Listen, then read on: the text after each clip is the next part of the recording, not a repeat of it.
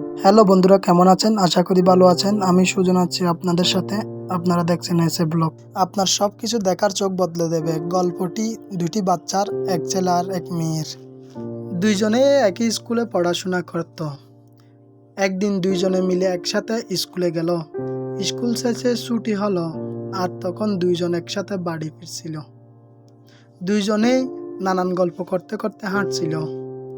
গল্প বলতে বলতে ছেলেটি মেয়েটিকে বলল, জানো, আমার কাছে না সুন্দর সুন্দর অনেক মার্বেল আছে, এই দেখো।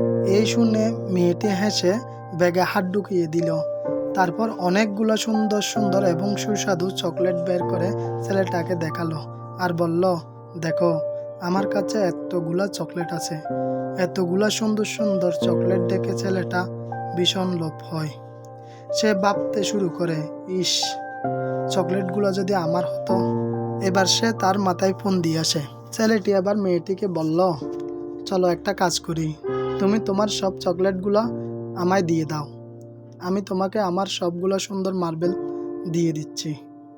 মেয়েটির সাথে সাথে রাজি হয়ে যায়, কারণ মেয়েটার সেই মার্বেলগুলো ভীষণ পছন্দ হয়েছিল। মেয়েটি আবার সব চকলেট ছেলেটিকে দিয়ে দেয়, আর ছেলেটি তার মার্বেল দেবার সময় সে মার্বেলগুলোর মধ্যে সবচেয়ে সুন্দর মার্বেলটা ছিল সেটা নিজের ব্যাগের মধ্যে লুকিয়ে রাখে।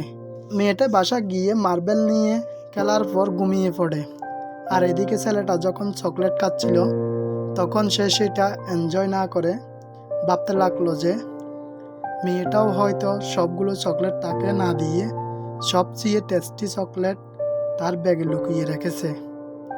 এগুলো ভাবতে ভাবতে ছেলেটার চকলেট গুলো মজা করে খেতে ভুলে যায়।